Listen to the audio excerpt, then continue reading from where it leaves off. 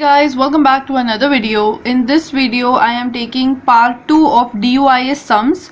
So in the previous video I have discussed exactly what to do in DUIS. So let me give a brief summary. So in DUIS we will have a same term 3 times.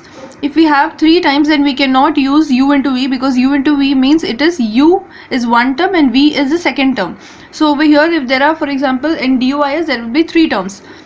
So for that we have to do derivative on both the sides. So this is what difference DUIS means. So then let's start with the second sum today.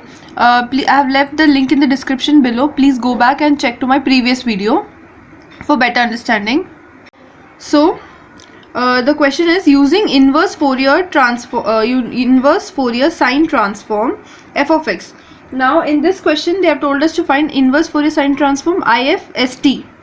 And they have given us over here fs lambda is equal to 1 upon lambda into e raised to minus a into x. So this is what they have given. So we have to find IFST. So for IFST, that is, we have to find f of x. The formula is 2 upon pi integration of 0 to infinity fs lambda into it is sine transform, so sine lambda x d lambda. So then in place of fs lambda we have to put this part. So 2 upon pi integration of 0 to infinity. In this place we will write 1 upon lambda into e raised to minus ax into sine lambda x d lambda. So again we have 3 similar terms, that is lambda once over here, and in the question this is also lambda. I'm sorry guys, this is lambda. So we have lambda 3 times, 1, 2 and 3. So then this time we will do differentiating on both side, with respect to, we will do x, because we have x only once, so we have to use with respect to x. So then this side d by dx into f of x is equal to 2 upon pi integration of 0 to infinity. Then we have 1 upon lambda into e raised to minus a lambda into, then we have d by dx of sine lambda x d lambda. So as this is with respect to x, so we will do the differentiating. This will leave it aside.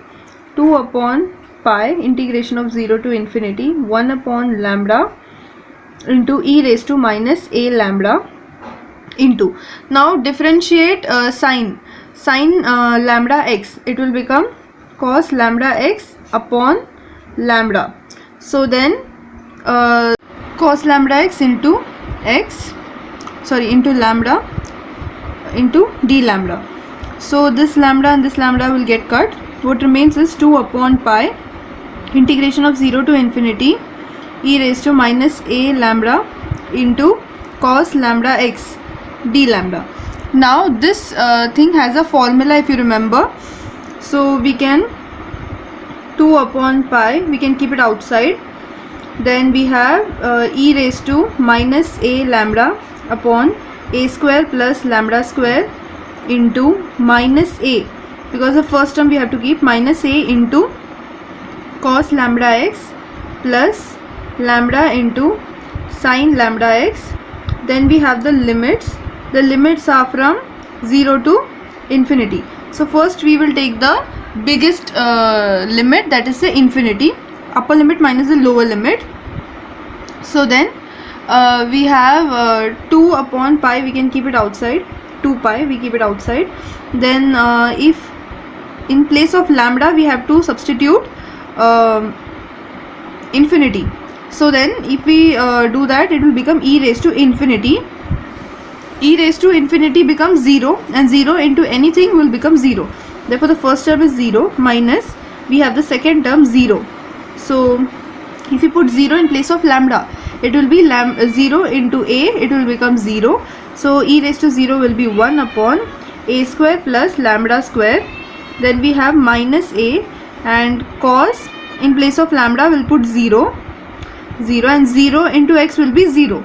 So plus lambda sine 0 in place, and 0 into x will be 0. Then cos 0 is 1, sine 0 is 0.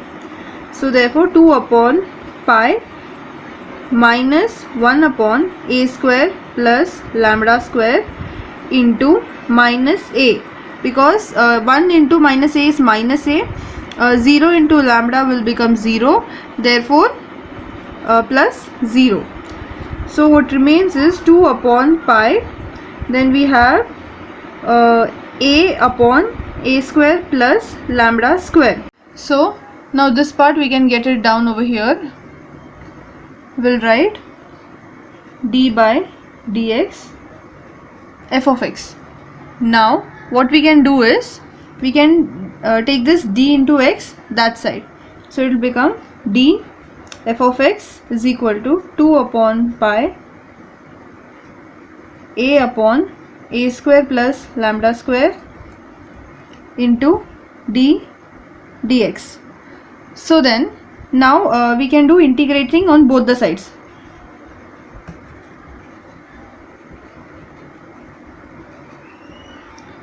So integration of d and then integration into fx is equal to 2 upon pi integration upon a square plus lambda square into dx. Now this part will come outside because this is constant, so this will come outside the integration, and where there is no number it means it is 1, so integration of 1 will be 0, it will be 1, therefore f of x is equal to, it will be 2 upon pi will come outside, a will also come outside, and then we have integration of 1 upon a square plus lambda square dx. So now we have a formula for this. Integration of 1 upon a square plus x square is equal to 1 upon a into tan inverse a upon x. So this is the formula. So now if we substitute, our answer will be, we have f of x is equal to, we have 2 upon pi and a we had kept outside. Now according to formula it will come 1 upon a into tan inverse a upon x. So this a and a will get cut. So f of x is equal to 2 upon pi tan inverse a upon x. So this is the final answer. Thank you for watching my video. If you like my video, please like, share and subscribe to my channel for more upcoming videos. So with this we have completed the Fourier transform unit. So now in the same unit we have Z transform. So there are in unit 2 we had Fourier and Z transform. So Fourier we have completed. Now we'll be moving to Z transform in the upcoming videos. So stay tuned. Thank you.